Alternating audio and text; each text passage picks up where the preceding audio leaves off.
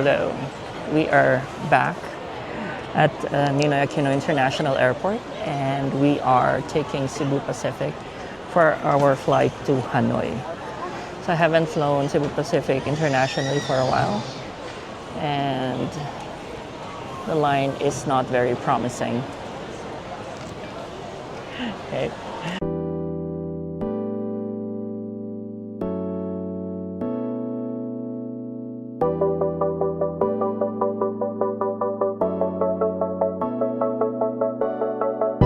So, yeah, our flight is at around 10 p.m., 10:40 I think, and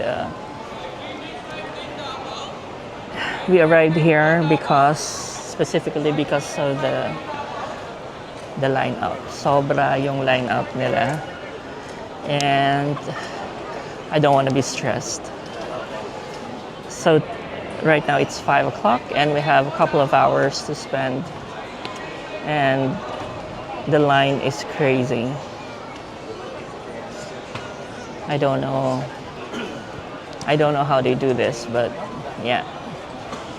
Sobrang haba ng linya. And to think I already checked in online and I was expecting like a seamless bag drop, but that's not the case.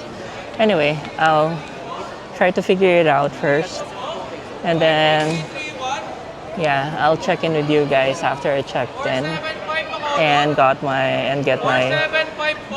boarding pass. Pupunta na sila, yung mga taga Bacolod. Yun siya.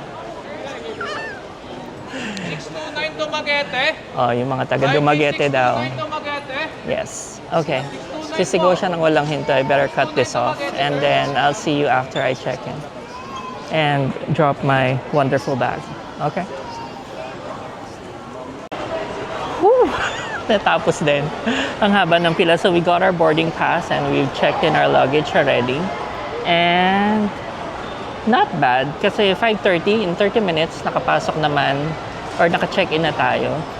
And nakakuha na tayo ng boarding pass. So, our next agenda, kasi talagang 10:40 something pa yung flight natin, kain muna tayo kasi medyo weird yung ating schedule and we're going here dito sa Nest Food Hall. Yan, kain tayo. Tingin muna tayo kasi remember yung nagpunta tayo dito, madaling araw. So, hindi natin alam kung ano yung bukas noon at ginagawa pa lang. And now, we can actually see and experience it. So, meron ditong Marugame Udon. Merong Jayco Reserve. Teka, may Jayco Reserve doon. Yan. Mary Grace. Kenny Rogers. Magbubukas ang Mama Luz. Paris Baguette. Ayan. Tingnan natin. Lakad pa tayong konti. Ito dito. Dito tayo.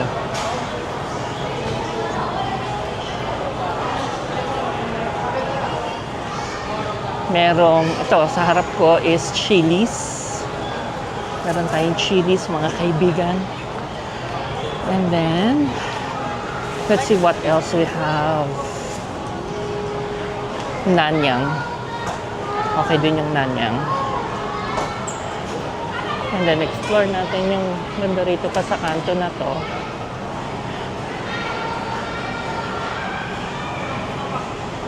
Is we have Watami Grill and Sushi Bar. Yan. Oh, may Estrellas. Wow. And then, meron tayong Popeyes. Ano to? Modern Chang. Ano yan? Modern Chang lang talaga. Parang kulang. Yung high nawawala. And we have Angel's Pizza. Mahaba pa to. Anong meron dito ba? Mahaba pa siya. Tingnan natin. So, we have Angel's Pizza, Popeyes, and then Pancake House. Dati na to, pero nag-move na sila dito.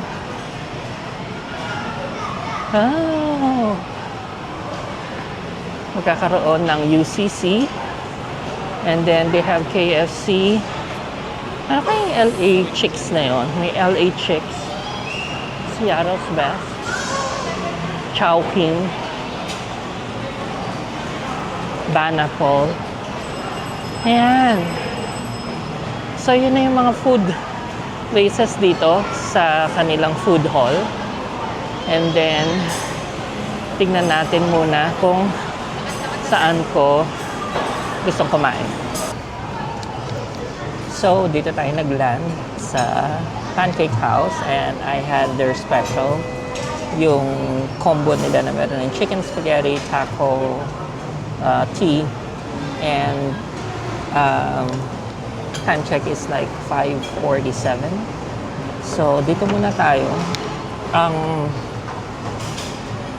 So, i-recap ko lang. So, I arrived here very early for my flight, which is around 10 o'clock or 10:40 pa tonight. And it's arriving in Hanoi at around 1:25, where I'll be staying in the airport and waiting for my sleeper bus that will come at around 7:30. And then it will take another 6 hours to get to Sapa, Vietnam. So, yun yung basically activity natin from today until tomorrow-ish. And then, tamang-tama yung dating niya, which will be around 2 p.m. tomorrow, where that will be January 22 na. And for the rest of the day, after check-in, settle in lang ng konti, kain, and pahinga lang. Ikot ng konti. 'Di ba? Kasi it's basically like ilang oras na biyahe yun. Although syempre natutulog ka sa sleeper bus and stuff, I would imagine, and I'm just anticipating, syempre pagod ka pa rin. It's not the same, really. So, for now, kakain muna tayo dito sa Pancake House. I hope hindi masyadong maingay kasi ang ingay. Dito sa food hall, which is a nice place na pwedeng tambayan ng kapamilya or kung may naghahatid kasi meron siyang sariling entrance at you go to na hindi lang yung pasahero ang nakaka-access, which is again nice.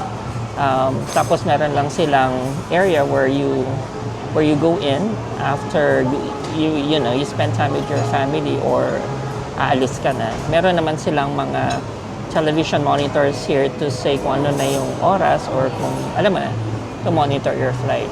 So for now, papahinga muna ako dito, hindi muna ako papasok sa immigration. And then, after a while, kasi medyo na-stress ako ng konti sa haba ng pila ng Cebu Pacific. Basically, ang gulo niya, naka-online check-in ka na, labo-labo ang counter. So, they are servicing both domestic and local in the same rows and counters. Kaya, siyempre, kawawa rin yung mga staff and ikaw medyo nasa-stress ka and nakita niyo siguro kanina nagtatawag sila ng mga flight para din sa mga iba na nahuhuli na kasi labo-labo nga. So I think that could be improved pero it's not a good system kasi ang gulo. Sobrang gulo. You would think that the bag drop system would have enhanced it a little bit pero parang hindi. But again, that's a room for improvement, diba, for Cebu Pacific. I have some friends who refuse to fly them already. But, this is a good deal that I got, so hindi na ako mag-iinarte. But, to be fair, I got through in around 30 minutes, so it's not too bad for me naman, diba? So, yun. So, kakain lang ako dito sa Pancake House. And then, after immigration, I'll go to the lounge and hang out doon para makapagpahinga ng konti. Siyempre, may mga konting snacks din doon. So, I think 2,200 pa yung boarding time. So, we should be good. Okay? Hello, nandito na tayo ngayon sa A-Lounge. Nag-A-Lounge tayo instead of the Marhaba. And surprisingly, kahit mahaba yung immigration line, which was a complete disaster. Ang date mo ngayon, January 21, grabe. It's perhaps the worst immigration queue I've ever gone through. Anyway, so we're here at the A Lounge. Kain lang tayo ng konti or relax lang tayo ng konti kasi sobrang toxic yung nangyari sa immigration. I don't know specifically kung bakit, pero ang sabi nung isang immigration officer na nag-hand out ng departure card is sirado yung system. So, parang magmamanual. Wala akong ballpen kasi I was relying on ang tawag dito, e-travel, that everything's there already. So, parang hindi siya, in short, hindi siya ina-accept dahil down daw ang system or whatever. Pero yung linya, ang gulo, I was lining up on the foreign passport. Grabe, sobrang disaster. Pag iniisip ko siya, it was such a bad bad experience. I don't know kung ano nangyari, but sana yan ang isa pang ayusin nila, like define the lines, make sure na may nag-i-enforce. Like kung nagpunta ka ng Japan, di ba, lahat may nag-guide, alam mo kung saan ka pipila. Ito, wala, pagpasok mo dun sa electronic gate mo, which is admirable. Pero pagpasok mo, parang labo-labo na, parang pagpasok mo pa lang nakaharang na yung foreign passport line doon. Hindi alam alam mo yun, ng Filipino o ng foreigner kung saan siya pipila. It was just a complete and utter disaster. Tapos yung mga staff ng airport, tinitignan lang. Ay, nako. Anyway, so kaya nandito ako ngayon sa A Lounge. I need to distress a little bit. It's, I think, 7:41 already. And hihinga lang ako. Because I just wanted that entire experience to be over. Kaya, anyway. Hindi ko alam kung nasa news na yan, but that's the summary of it. Ang gulo. Nag-manual ka, nang hiram ka ng haba ng pila, kailangan mo magsulat. Alam mo yun, just when you think that you've prepared everything already, that you're good to go, wala. Everything went out the window. So that's the experience so far. Kain muna ako. Hi, good morning and welcome to Vietnam. It's now 5:22. Medyo kakagising lang natin. So i-update ko lang kayo kung ano nangyari. So we arrived here at around 2 o'clock in the morning. And the first thing you do, syempre, is you have to clear immigration. Hindi masyadong matagal yung pila ng immigration. And then, of course, on my end, I just need to present my passport and my e-visa to get into Vietnam. And then wala namang tinanong. So you just go ahead and, the process is very straightforward. Tapos, bababa ka to get your luggage. Na surprisingly, mabilis din siya. And then I think I was, done with the entire clearing of customs and immigration ng siguro in about 15-20 minutes. And then it's the massive waiting time. So the thing is, from the airport, we are going straight to Sapa, and our bus is at 7:30. So I have to stay in the airport and wait until dumating yung bus.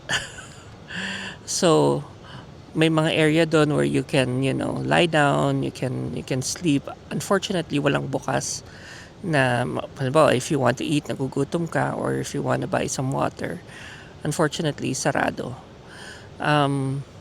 I think what you should expect pagka if you're doing a similar thing is that paglabas mo ng customs, susugod lahat ng mga tao that's offering you transfers na taxi, Grab, lahat sila lapit na lapit sa'yo, sunod sila ng sunod, which is a little bit, paano ba?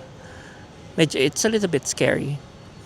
Pero hindi naman sila, I don't know, I think scary is not the word. Parang nakakagulat lang siya kasi lalapitan ka talaga nila. Offeran ka nila ng taxi, ganyan-ganyan. Non-stop and you're still in the airport, nasa arrival hall ka. So, yon. And then, I tried withdrawing cash also. And ito medyo na-confuse ako dito kasi I was lining up dito sa Agribank.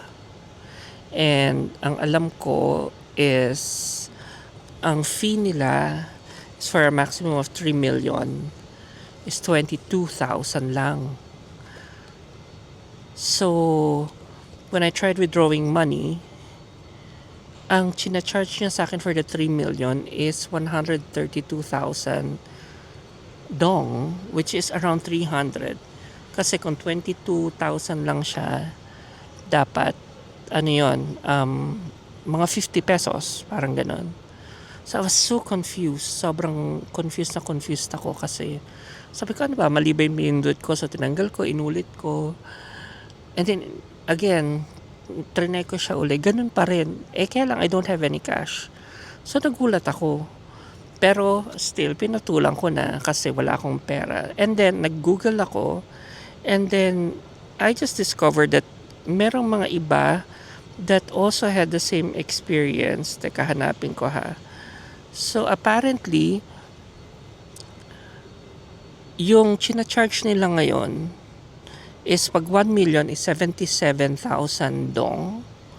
2 million is 88,000 dong.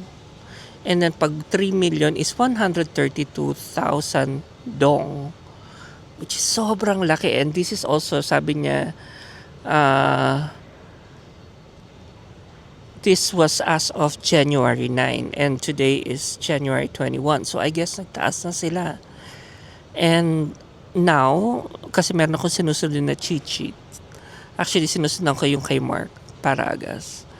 And now, I'm just confused. So I guess what I'll do is I'll see how far the 3 million will get me. If I don't have to withdraw, I wouldn't. But then when pagpapunta na ako ng Hanoi, I think I'll try my best na paabutin siya ng Hanoi. And then,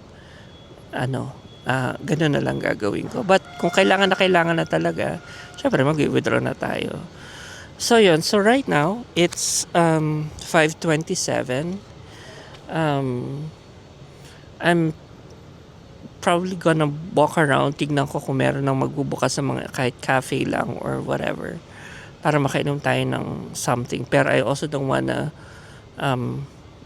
do any liquids kasi pag sakay natin sa sleeper bus natin, I'm planning to sleep the straight 6 hours until we get to Sapa at around 2 p.m. I'll try to do a little tour of the sleeper bus and then matutulog talaga tayo. So yun yung update. We're now here at the departures area ng airport nila. Umakyat ako kasi mas okay dito.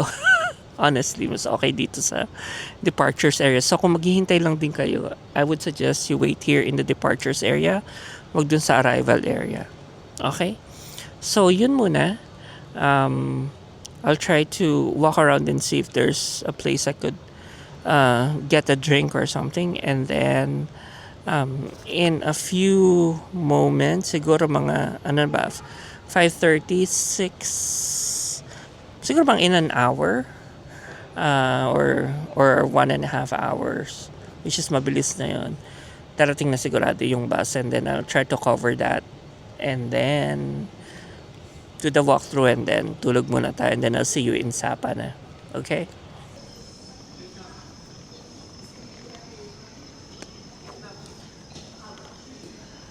Let's see if our bus is there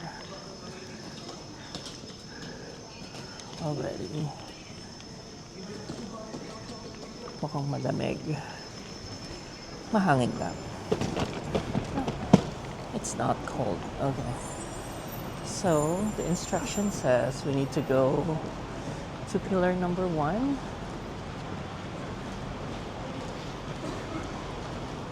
And now let's see if it is here already.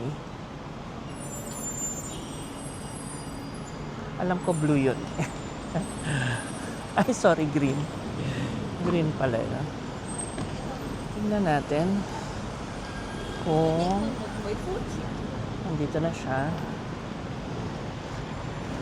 Wow, sarap ng weather. The weather is actually good. So let's see. HK ang ating bus. Let's see kung nandito na siya.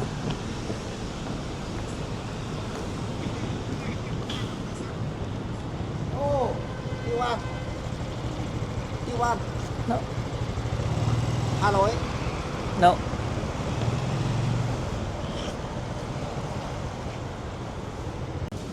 In fairness, wala pa siya. Malamig, so babalik muna tayo doon.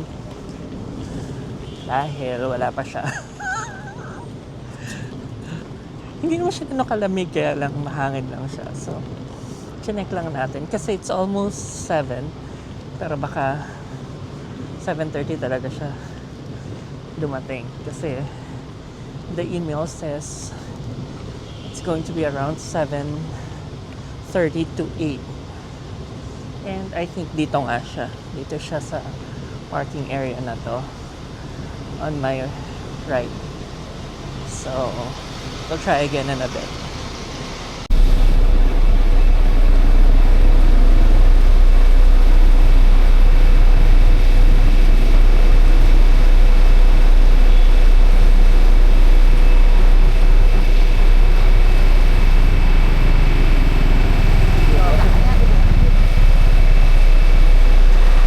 This is the sleeper bus.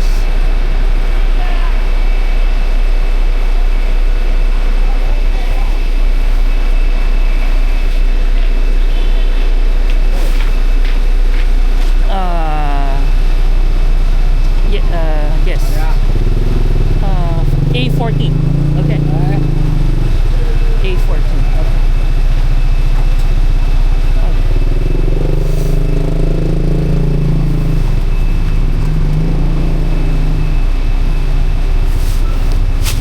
Okay. A14.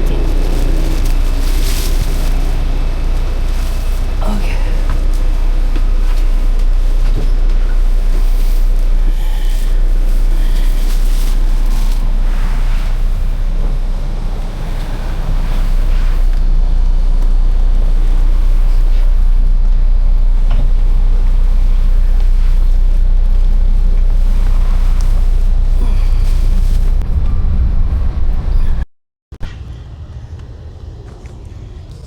Okay, mag-sleeper bus tour muna tayo. So, first, ito siya. Ganyan siya. So, ayan yung corridors. And then, meron tayo dito. Curtains.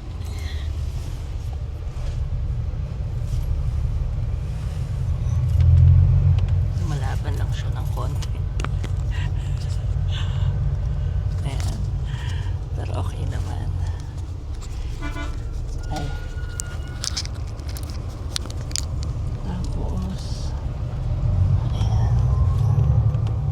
Sagad natin siya dito. Tapos meron tayong water. May TV. Ayan. Tapos, ito yung mga gamit natin. Tapos, meron tayong headphones. And then, mga plug. Charging ports. And then, earphones. Dalawang pillow. At saka blanket. And then, teka lang. Teka lang. Meron tayong blinds that you can pull, and then dedicated air conditioning. Ayan. Hindi ko na lang alam ngayon kung pupunta to sa Sapa. Baka hindi pumunta sa Sapa. Pero nakita ko naman yung pangalan ko. So, confident naman ako doon. Anyway, so matulog muna tayo. Grabe, antok na ako. We'll sleep muna, and then hopefully pagising natin ay nasa Sapa na tayo, kung doon man papunta to. I hope so. Alright, thanks.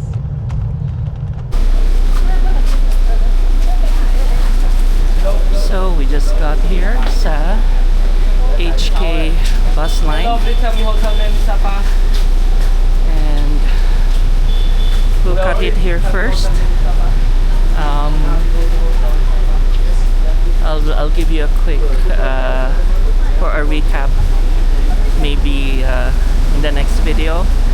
Pero it's our trip from Manila here to Sapa, and here into HK bus line, where we're going to take the services to go to our hotel. So, yun muna. Thank you so much for joining me, and be good humans, and I'll see you in the next video. Bye!